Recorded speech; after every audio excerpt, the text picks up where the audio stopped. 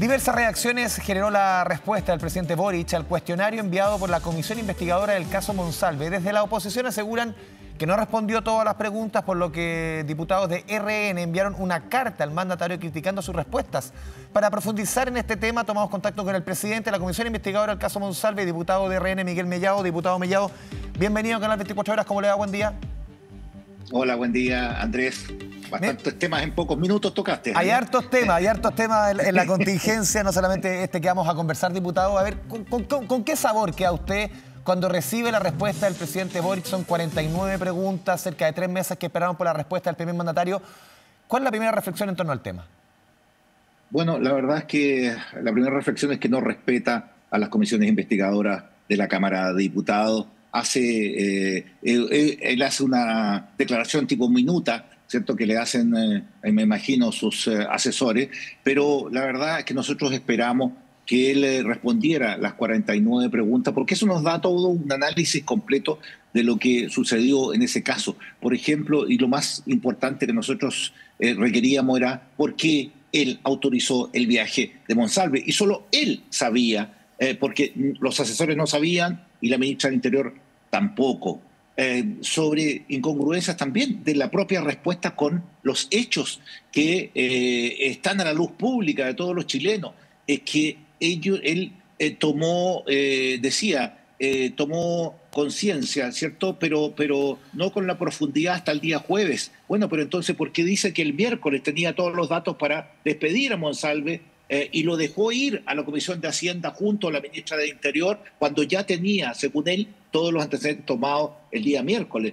Entonces se ve incongruencia. También dice de que se preocuparon de la víctima desde el día 1, de cuidado y la protección de la víctima. Bueno, entonces la víctima, ¿por qué hizo una tutela de garantía? ¿O por qué la víctima vio que estaban revictimizándola al ver a la ministra de Interior junto con la persona que ella denunció? Porque denunciar en fiscalía es muy duro, y tú te acordarás que antes de que ella denunciara, ya desde la segunda licencia médica que ella presentó, la Subsecretaría del Interior, el jefe de gabinete, el asesor, una periodista de la Subsecretaría fueron a la casa, incluso la llamaron y fueron a la casa a amenazarla, incluso una periodista, la PDI con el delivery es otra amenaza para que no denunciara. Así todo, ella denunció. Por lo tanto, ese día, en la hora cero, no tuvieron cierto el pensamiento feminista que querían tener en el gobierno. Sí, respecto a ayer se le consultó a la vocera subrogante, ella decía, a ver, el presidente Boric quiso reforzar algunas ideas, estoy leyendo textual, en su respuesta a la comisión por caso Monsalve, aseguró que en ese mismo documento se señalaría que el caso subsecretario se pudo haber abordado mejor, aunque afirmó que se hizo de manera correcta. ¿Cómo analiza usted cómo abordó la vocera subrogante esta respuesta del presidente Boric? A ver, la verdad es que no se hizo de manera correcta, como ellos dicen, porque si hubiera sido de manera correcta, primero, habían protocolos de hacer. Está la ley Karim Andrés vigente. ¿Ya? No se hizo nada de separarlo de inmediato. Por eso te digo, se pensó más en el victimario por parte del presidente Boric que en la víctima. Por eso el tema feminista de él no se lo compro, digamos. Ni el gobierno tampoco, porque no actuaron de esa forma, ni la ministra de Interior, ni el presidente, ni los asesores, ¿cierto?, para protegerla y utilizar la ley Karim al tiro.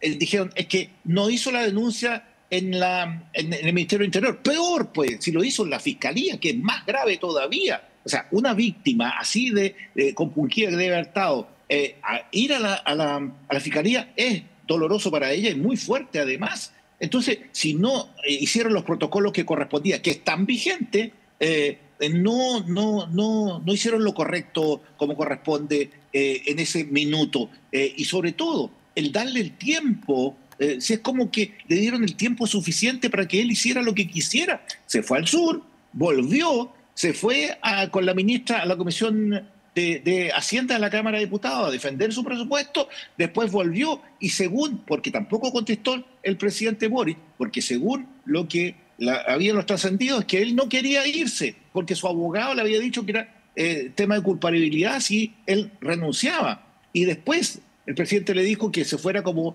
una persona común y corriente y utilizó Monsalve la infraestructura de la moneda para declamar su inocencia y que se iba. Entonces, todo mal, nada dentro de los cánones normales, no se protegió a la víctima desde el minuto cero, no se despidió a Monsalve cuando ya se tenían los antecedentes. El ministro Luis Cordero, porque decían que habían estado buscando reemplazante, pero no llamaron al ministro Cordero como alternativa reemplazante hasta que él supo el día jueves a las 2:30 de la tarde, o 2:50 creo que dicen en su declaración. Por lo tanto, no es efectivo que hayan estado buscando reemplazantes. Hicieron un tema para cuadrar para la opinión pública más que la realidad que se vivió desde el martes hasta el jueves y en adelante. Claro, diputado, usted dice, hicieron un tema para cuadrar esto ante la opinión pública, entre comillas uno podría entender, para que todo calzara de acuerdo a lo que usted está exponiendo. ¿Cree usted, como han dicho otros diputados de derecha, de la derecha más dura quizás, como la diputada Ana Bellán, que aquí se está ocultando algo? Es que yo diría que hay una vergüenza por parte del presidente de asumir que hizo todo mal, de asumir que él, en su criterio feminista que dice que implantó en su gobierno, es de cartón y no sirvió. Esa vergüenza que debe sentir no lo hace, lo hace que los asesores y él traten de cuadrar un relato, ¿cierto?, que es a todas luces que no se ve, no es la realidad. Y ese relato que no es correcto porque a los hechos que vio la ciudadanía no cuadran con eso que ellos están tratando de cuadrar. Por eso te digo, creo que es vergüenza lo que sienten realmente por no haber apañado del minuto cero a la víctima, al haberla revictimizado después el jueves cuando Monsalve estuvo ahí y después con el tiempo ella se cansó obviamente y colocó una denuncia de tutela laboral porque la verdad la habían afectado a ella y lo que no quiere es que suceda con otras personas más, como han sucedido en La Moneda, porque hemos sabido que hay varios más casos, digamos, parecidos, no iguales. Diputado, claro, usted lo mencionábamos en la presentación que sus colegas también de RN van a enviar una carta al mandatario criticando sus respuestas. Ayer también dijo la vocera que el presidente no responderá nuevamente al cuestionario de la comisión. ¿Cómo recibe usted esa respuesta también de parte del gobierno más que de la vocera? A ver, nosotros ayer al ver la respuesta fuimos personalmente, fui junto a la diputada Morales, la diputada Baize, a dejarle por oficina de parte un oficio conductor con las 49 preguntas de nuevo, porque a lo mejor el presidente no la leyó. Los asesores no se la pasaron. O sea, ¿usted quiere, perdón, diputado, que el presidente responda pregunta por pregunta en el fondo? Porque aquí lo que usted dice, claro, se entregaron 49 preguntas, pero lo que responde el presidente es una minuta, no va respondiendo cuestión por cuestión. ¿Ustedes buscan eso? Muy bien resumido. Así es. Así es. Nosotros, o sea, el presidente Piñera, la presidenta Bachelet respondieron a los requerimientos de la Cámara de Diputados en tiempo y forma como corresponde, mucho antes de los 3 meses que le tomó al presidente Boric responder 2 carillas y algo. Aquí el tema es que necesitamos que él responda algunas cosas que dejó en el limbo, dejó pasar, otras para poder tener clarito en la relación de las preguntas que se hicieron, formar una opinión con cada una de las cosas que te estaba diciendo, sobre todo con el tema de qué pasó con Monsalve, con el viaje, varias preguntas más que la verdad es que quedaron bastante en el limbo, como decía. Sí, una de las respuestas que más ha quedado en el aire de lo que señaló el presidente en esta respuesta a ustedes, a la comisión, dice el presidente, pude exigirle la renuncia al ex subsecretario el día miércoles. Recordemos que esto está ahí un día martes y el día jueves es esta conferencia que da o este punto de prensa en el Palacio de la Moneda y conocemos todo lo que hemos sabido. Y el día miércoles, cuando dice el presidente, ahí pudimos haberle exigido la renuncia. ¿Por qué cree usted que se esperó hasta el jueves, incluso con esta citación a la Comisión de Seguridad, todo lo que hemos conocido? ¿Por qué cree que se esperó más? El gobierno siempre ha dicho aquí, hubo un error, claramente lo pudimos haber hecho mejor. ¿Cómo lo ve usted? Mire, yo creo que no tenían reemplazante.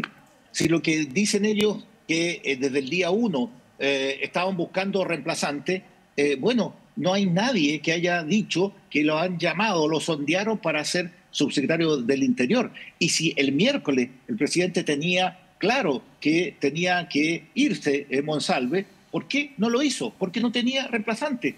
Sí, fíjese que Luis Cordero recién supo a las 3 de la tarde o por ahí cerca del día jueves que le estaban ofreciendo la cartera cuando era ministro, bajar a ser subsecretario.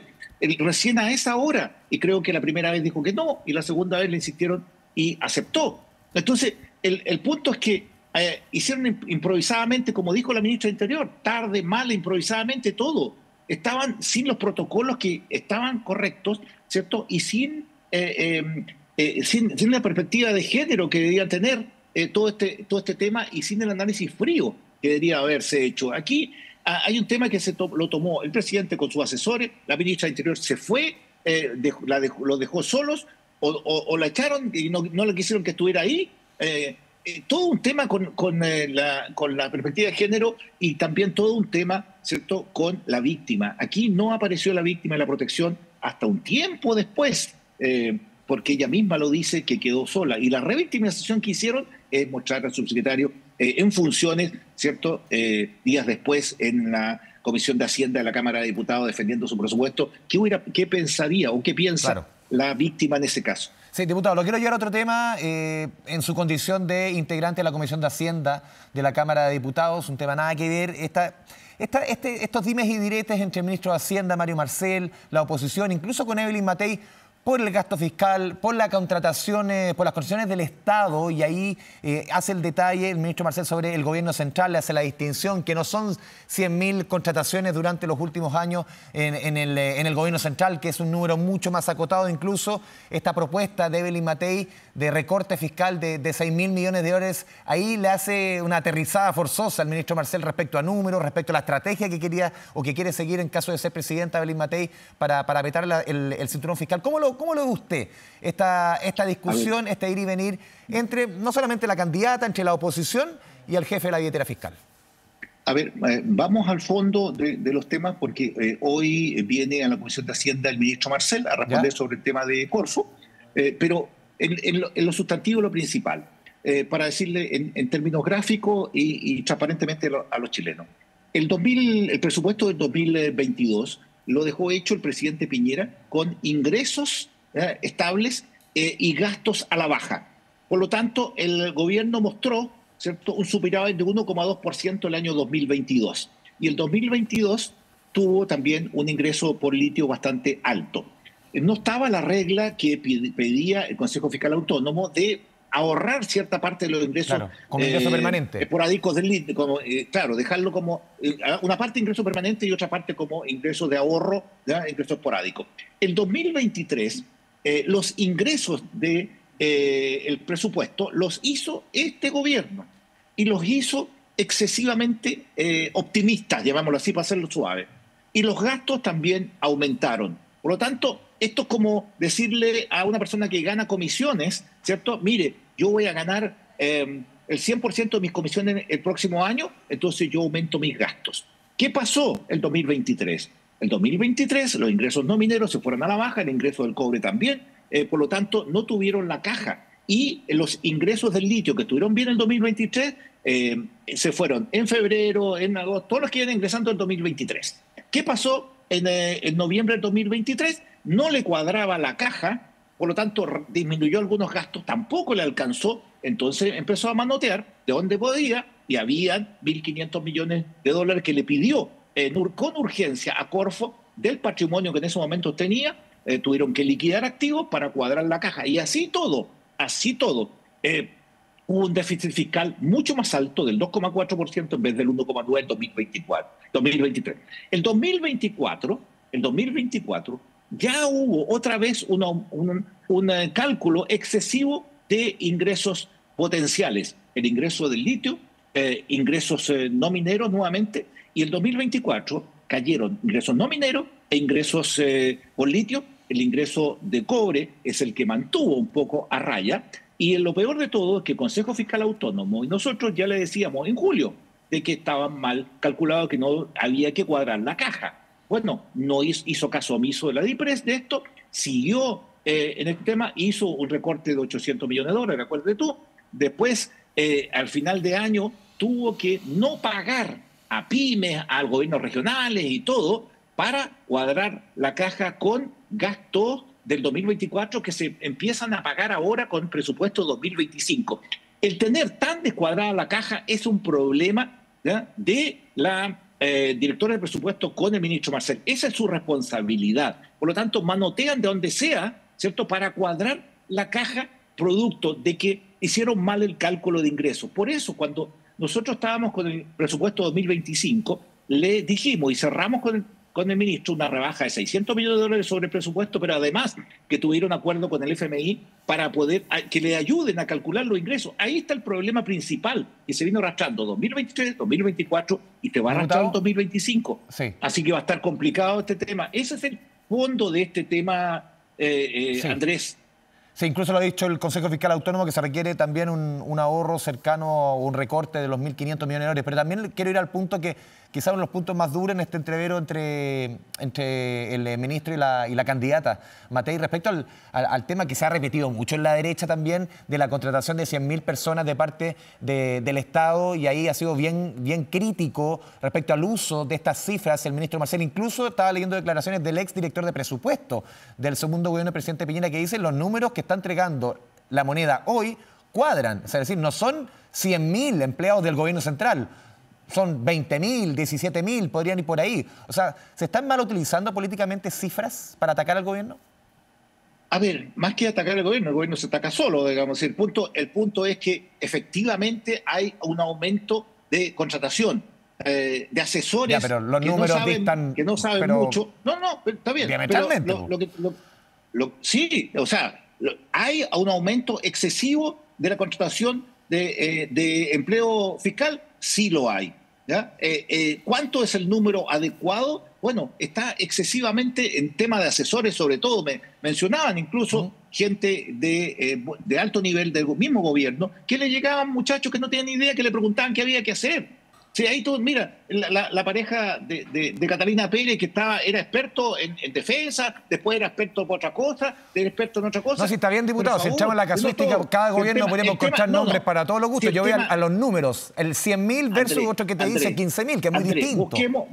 Busquemos, ¿cierto? Busquemos los números exactos. ¿Que el problema está? El problema está. Si el número exacto podemos tener diferencia, pero que hay una excesiva contratación, ¿cierto?, en las empresas públicas existe. Y que la candidata Evelyn Matei va a bajar, ¿cierto?, ese exceso de gasto también. Y que hay que disminuir 1.500 millones de dólares, al menos, según el Consejo Fiscal, este año, hay que hacerlo. Y hay que apretarse el cinturón. Si la gente en la casa sabe que hay que apretarse el cinturón en momentos como estos, porque no hay plata, no va a quedar plata de aquí a varios años más para hacer nuevas políticas fiscales. Entonces, aquí hay un tema, Andrés, de irresponsabilidad del cálculo de los presupuestos en cuanto a los ingresos estimados, que nosotros no podemos meternos en los gastos, rebajarle los gastos, como lo hemos hecho, pero el tema de los ingresos es un tema privativo del Ejecutivo y ahí ha actuado por mal. último, y sobre diputado, el tema de las contrataciones, sí, el tema de las contrataciones hay que verlo si efectivamente sirve la cantidad de gente que hay en cada uno de los ministerios, con cada uno de los asesores, y también alivianar un poco, ¿cierto?, al Estado para que todos esos recursos le lleguen a los chilenos. Sí, usted repite también algo que hemos escuchado harto de parte de la oposición, que no va a quedar plata. Claro, uno ve también que el gasto fiscal ha crecido, no solamente durante el último gobierno, durante las últimas décadas ha subido como porcentaje del PIB. Estamos cercanos más o menos. Antes éramos acreedores del fisco. Exacto. 2008, sí, la figura ha cambiado y ha cambiado hace harto tiempo. Sí, pero a lo que voy yo, ¿por qué cree usted que no va a quedar plata? Porque uno ve todavía, claro, uno analiza, la deuda ha crecido, pero todos concuerdan, expertos de todos los lados políticos, que todavía es más que abordable. No, pero lo que te estoy diciendo es que no hay plata. Ya este año, si tú tienes que pagar gastos de 2024 con presupuesto de 2025, quiere decir que estáis sobregirados. O sea, no podemos resistir, nadie en su casa, que me va a entender, no puede resistir pidiéndole un crédito a un banco, después a otro, y después haciendo la bicicleta para pagar esos créditos porque no te va a dar la caja. O sea, o rebajamos el gasto o subimos los ingresos. En este momento, no, ¿cómo subimos los ingresos? Con inversión, desarrollo económico, con crecimiento. Podemos subir los ingresos, perfecto. El precio del litio no va a estar tan alto como estuvo el 2022, el 2023. El precio del cobre algo ha repuntado en estos momentos. Ahora no sabemos qué va a pasar con Trump si nos cierra un poquito la puerta, digamos. Pero tenemos el ingreso no minero. Los ingresos, tenemos un veranito San Juan, producto de que el 60% de los argentinos se vino en masa a comprar acá y el comercio creció alto. Me parece bien. Ojalá más argentinos llegaran y la frontera anduvieran más rápido, porque a veces algunos han estado hasta 12 horas en la frontera para entrar. Pero eso le hace bien al comercio, me parece bien, porque el comercio genera industria y genera cosas para el comercio. Bien, yo creo que hay que seguir esa línea. Ojalá ese veranito de San Juan continúe el resto del año por el bien de los chilenos, para que baje el desempleo, baje la informalidad. Andrés, yo creo que a todos queremos que le vaya bien al país, pero la verdad es que está descuadrada la caja. Es el punto principal de fondo en el cual nosotros vamos a pedirle al gobierno y al ministro en especial que sea serio en este tema para que la caja cuadre y no estemos sobreendeudados y haciendo bicicleta, porque no va a quedar caja para el próximo gobierno. Diputado Miguel Mellado, le agradecemos este espacio, esta conversación con Canal 24 Horas. Que tenga una buena jornada, diputado. Encantado, Andrés. Gusto saludarte.